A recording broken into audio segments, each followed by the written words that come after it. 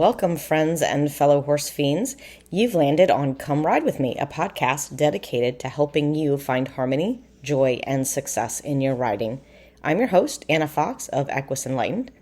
This pod isn't about training your horse, but about training you to be the best partner for your horse. Listen to find out how I use my intention to direct my ride. You'll hear how I decide what to focus on, what to say yes to, and when to redirect my horse. You'll see how not getting frustrated or overwhelmed is the easiest path to sanity and harmony. So, what are you waiting for? Come ride with me. Hey guys, Anna Fox with Equus Enlightened, and we are here with Ebo today. We're going to show you a little bit about lunging.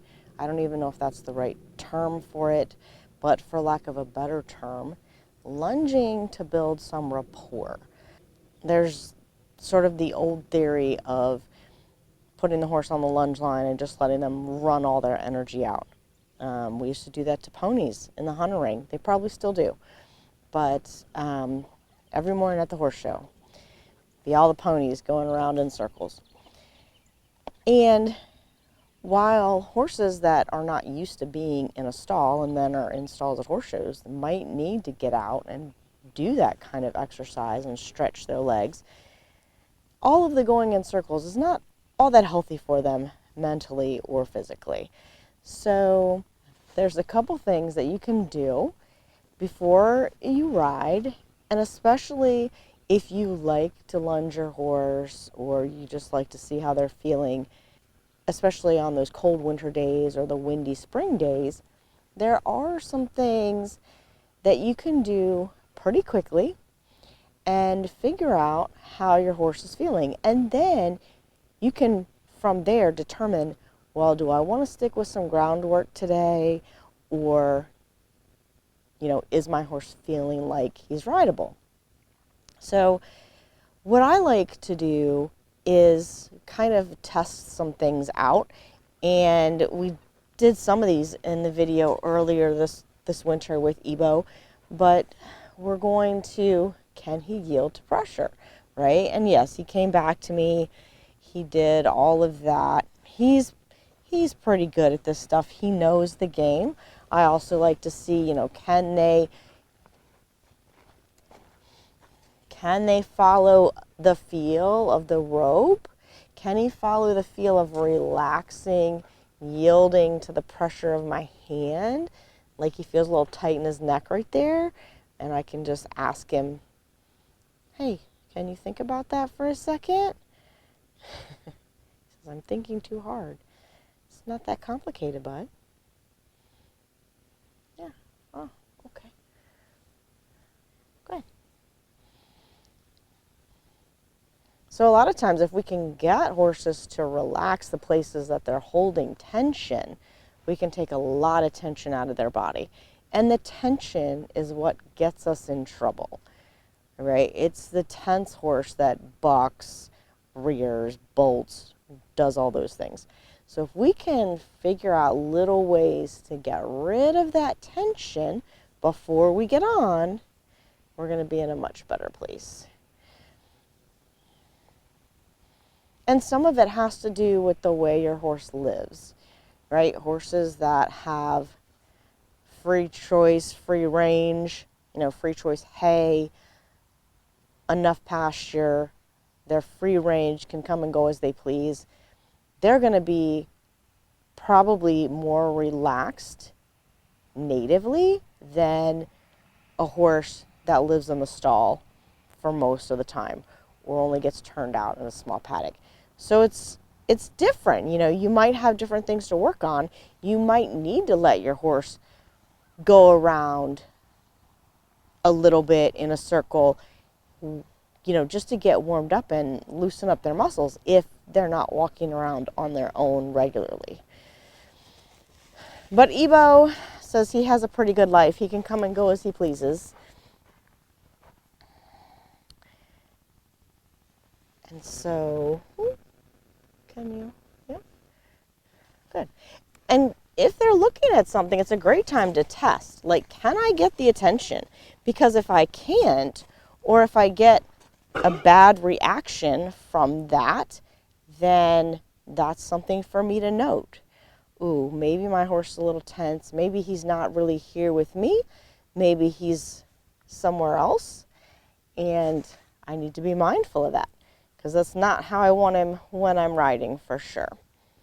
Okay, so we yield to pressure. Can I, again, get you to loosen up your neck a little bit? Oh, good boy. Yeah, this side's easier, huh? So another thing I like to see is, can they move, right? I'd prefer you just to move your front end. You don't have to move that much, because I'm a little movie today, yeah? But that's a good thing to know, right? He's moving his feet a little bit more than I need him to. Let's see. Can we just step sideways? Oh, good boy.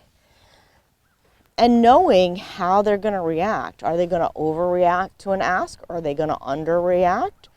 Are they going to let you kind of precisely move them like he did right there? Those are all really good things to know before you're going to get up on your horse. So then, another thing that I like to do, can they move the hindquarters? I like from touch, right? Can you? Mm-hmm. Yeah? I know, it's hard. Also, sort of, can you yield there to the stick? And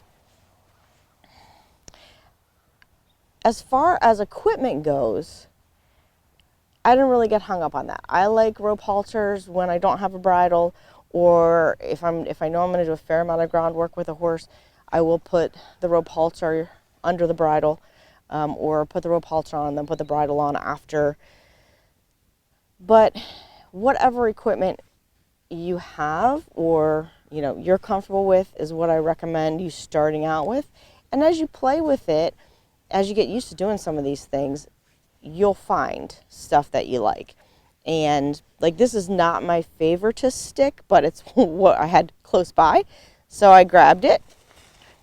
Good boy, right? So now he's a little bit more, oh yeah, I can move. So can I ask him to do that from the other side? Yeah? Yeah? Oh, good boy. Yeah, good. Good. So, and these are all things that we started really basic on. And we talked about them in the winter video, just yielding to pressure and then getting him really good about that. So those are the things. Can you get off of me? Can you get out of my space if I need you to? Yeah. Good job. Good job, buddy. Now, can we go in a circle? Can we go? Oh my goodness.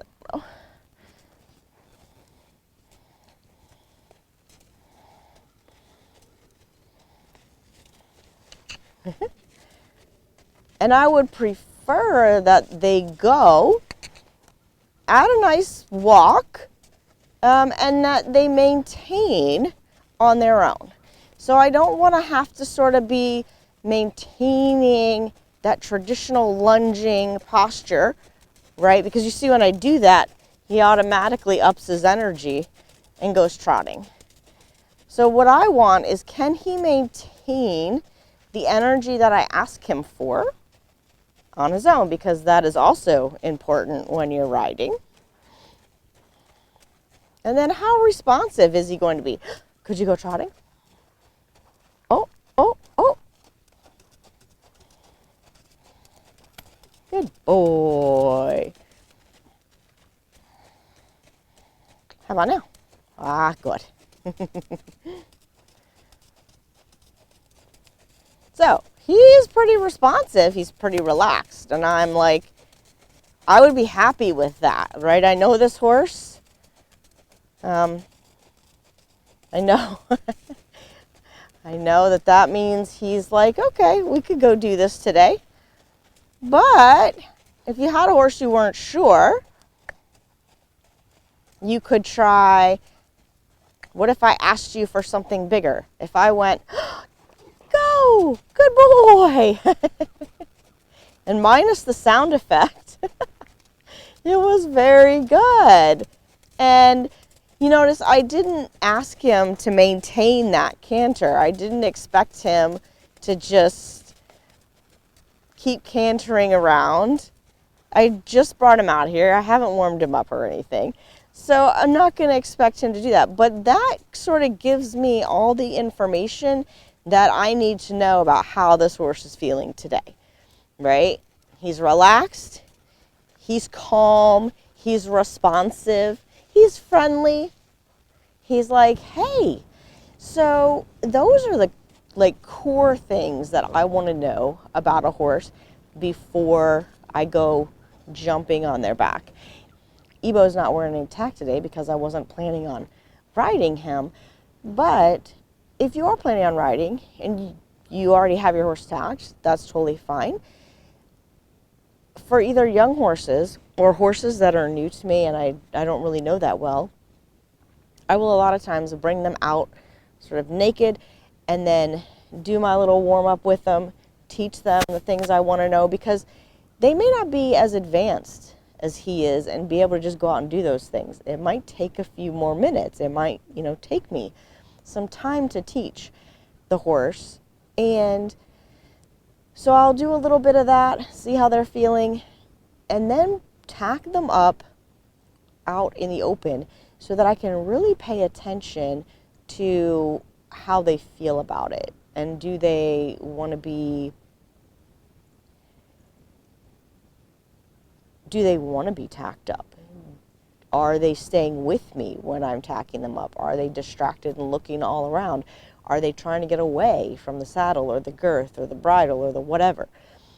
That's all really good information. There's so many things that we can learn from our horses and about our horses on the ground that we are just missing.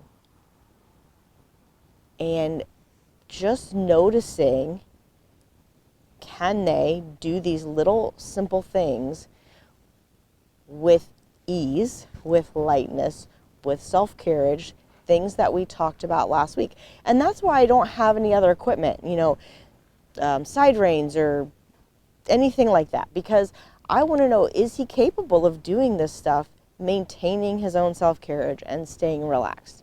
And so now I've been standing here talking for a minute, and I'm going to go, all right, I'm going to see if I up my energy a little bit and say, go on, okay, can you go that way? Can you go the other way? Can you go that way? Can you go that way? Yeah, come on. Oh, good boy. Yay, how about now? Can you go? Whoa, good boy. That was not pretty. Show people you can canter. There you go. But that is good information, right? Good job, buddy.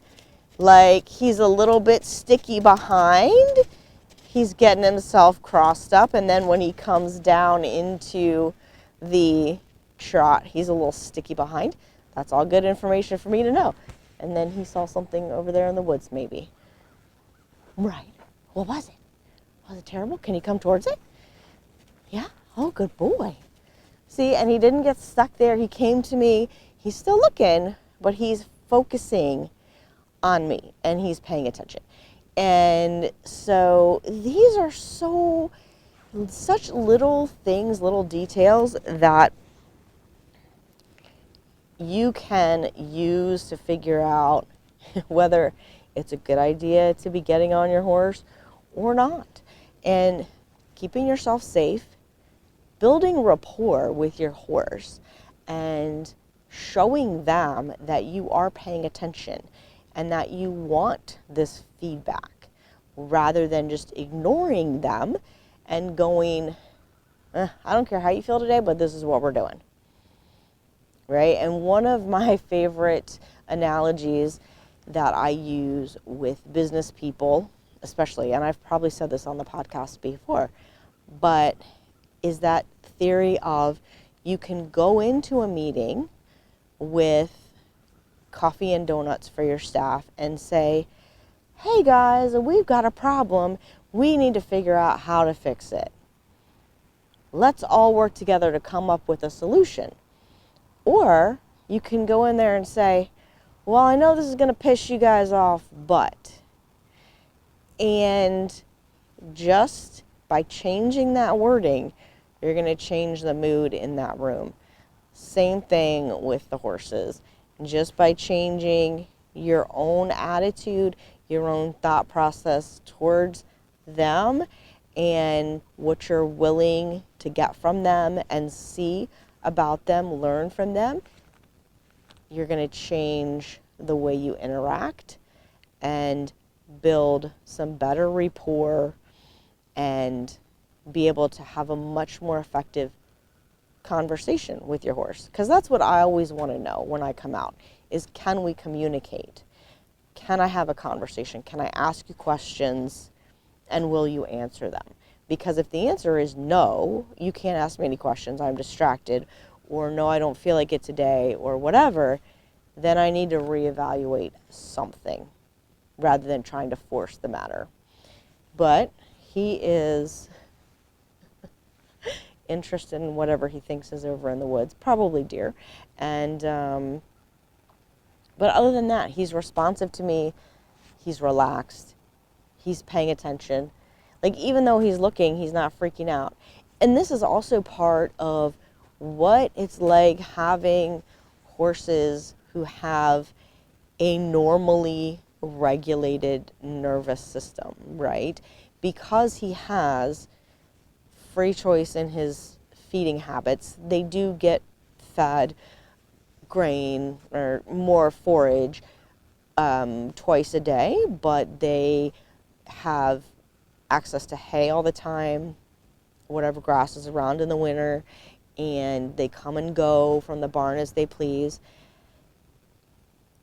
He is not having stress reactions to not having any freedom of choice, right? He's not having stress reactions from being in the stall. And when this horse came to me, he actually came as a stall walker. They couldn't turn him out except for in a small dry lot because he would run. He had sort of this whole list of stable vices, plus he went in a double bridle, and just changing the way he lives and starting to pay attention, teaching him how to carry himself and be relaxed and light. This is a big horse. He's a big dude. He's an old style bred Hanoverian. So, you know, teaching him how to be light and how to carry himself was really important. And it was quite funny because he's going to go to sleep on us now. When he first came, just doing something simple like this, he might actually sort of overreact and fall down on the line. Like, it would be nothing for him to like shoot out and lose his hind end and fall down, or to go cantering off in the pasture and then try to make a turn and fall down, just because he was not very aware of himself. And now I can see him canter down the hill, and he lifts himself up and he makes the turn. He can canter right into the barn without missing a step, because he now knows how to carry himself, and that he also has to be responsible for himself, because I'm not micromanaging his every move. I think that's so important for our horses. A lot of times people, in an effort to be perfectionist, have all the things going for them, they're trying to micromanage every second of the ride with their horse or their horse's lives, and it just causes more distress in the horses than it does happy feelings.